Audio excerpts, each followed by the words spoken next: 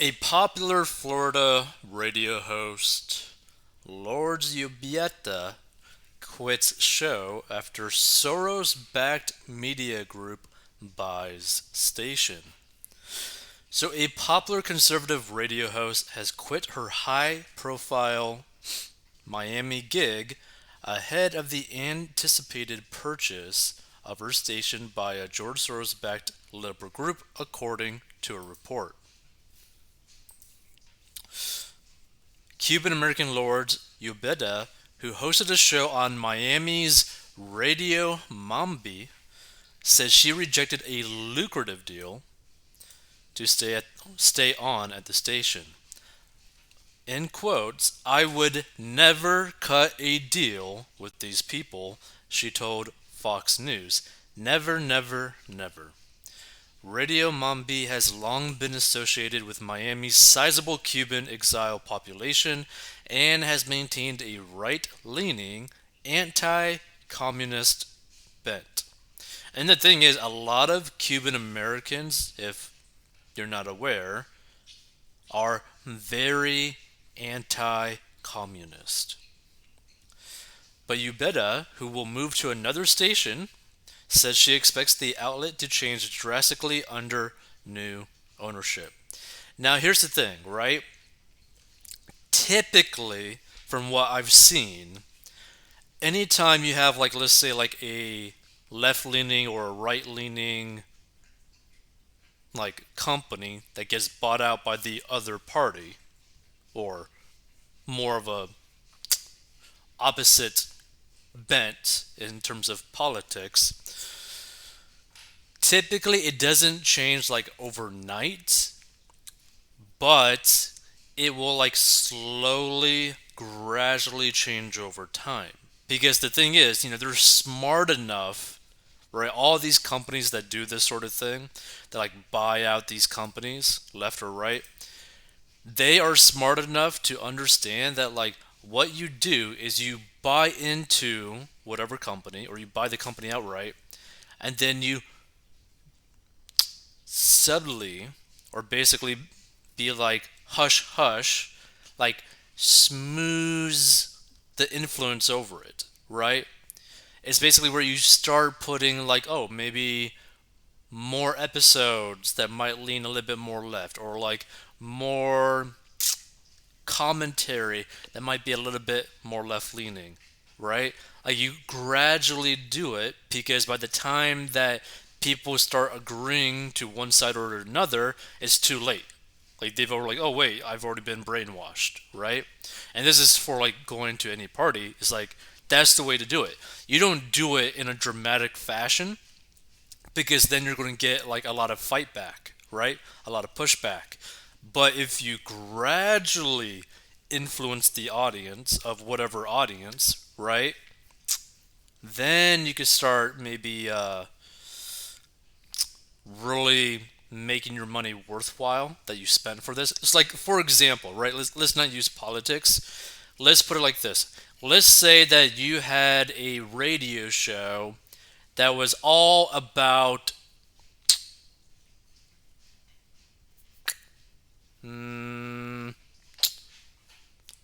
about sports, right? It was completely all about sports, the whole radio show. Well, a new company buys that radio show, and the new owners want basically the show to like basically go more towards education, like school or whatever, right? Actually, no. Let's make it music. Let's make it music. So instead of sports, they wanted to go music, but you can't just go straight to music right off the bat. You'll destroy the show. So what you do is that you start having like conversations or commentary about maybe articles or like things in the news where sports and music are somewhat linked, right? Maybe a little bit vaguely, and then a little bit more bluntly, and then a little bit more music on that side, then a little bit more and more music, a little bit more music news content, etc., etc., etc. And you gradually do that because then you can start slowly changing the audience base without immediately pushing all of the fan base away, right? So that's something that you could do, and that is usually what is done. So in her situation, there probably wouldn't be a dramatic change right off the bat, but there would be a change later down the line, but it's going to be a very gradual. Like, I'm thinking more of like a 2 to 4 year process instead of being like, oh, this month, yeah, we're immediately going to change the whole show. You're no longer going to be conservative. Like, it's not going to be like that. Bum, bum, bum, bum. So the $60 million deal to purchase 18 Spanish language stations across the country is pending FCC approval. Now, what's interesting about this, right? If they're willing to spend $60 million to purchase these 18 Spanish language stations, how much money do those stations make? Or what is the influence that those stations make? Because a lot of people don't realize that radio is still really big money. Like, if you're a really, really big radio host, you could be making millions upon millions of dollars every single year, like millions and millions, right? Same thing with a podcast. If you got a really, really big podcast in whatever category, you're probably going to be making really good money, right? Just because of the audience. So, Stephanie Valencia, a former Obama administration staffer, and Jess Morales Roqueto, who worked with Hillary Clinton's presidential campaign, told Axios recently that their new Spanish language radio conglomerate will reach a third of all Hispanics living in America, which will be interesting. So the venture's primary financial backer is Lakestar Finance, an investment entity affiliated with Soros Fund Management, Axios reported. Actress Eva Longoria is also signing onto the project. Yobeda said she was offered a deal to remain with Radio Mambi, but declined the payday.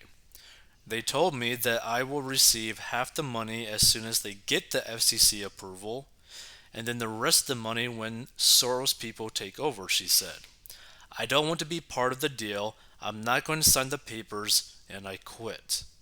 Florida Governor Ron DeSantis' team released a series of ads criticizing the takeover, arguing that the new ownership group would seek to spread disinformation, and representatives for the new venture, Latino Media Network, have countered that they intend to empower Hispanic listeners and broaden their influence.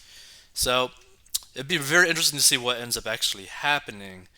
But the main reason why I wanted to talk about this is one, kind of like basically just touch on this fact that like radio is still a really big money space. Like, your voice is still a really big money space. But not only that, this radio host, regardless if you think her decision was smart or not, or if you agree with her decision or not, financially speaking, it is not a dumb decision. So what I mean by this, if your morals stand on like a certain foundation, right? And you don't want to go against what your morals are, right? Without financially harming yourself as well, what she did in the way that she did it is actually smart. And what I mean by this is that she basically was able to have another job lined up, right? So that she could quit and get hired without really any like needing to like dip into like savings or anything like that, because it's basically she's leaving her show to go to a different station. There you go. No in between unemployed situation, right?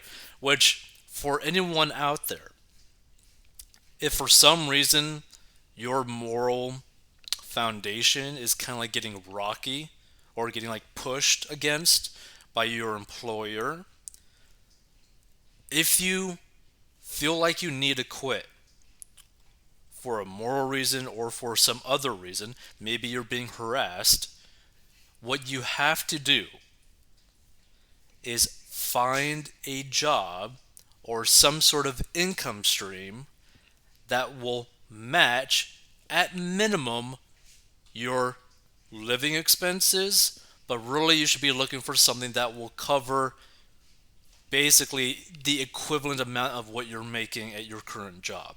Now, it'd be better if you find something that's actually making you more money or giving you more benefits, or both, right? But this is the way that you would actually want to do it if you are in her situation, right? Quit when you have something lined up already so that you are not putting yourself in a bad financial situation. Either way, feel free to give your thoughts. Financially speaking, she made the right choice in how she went about it. Financially speaking, because she's not putting herself in a bad situation financially. If you want to learn how to get a debt and manage your money, go to 40inbox.com.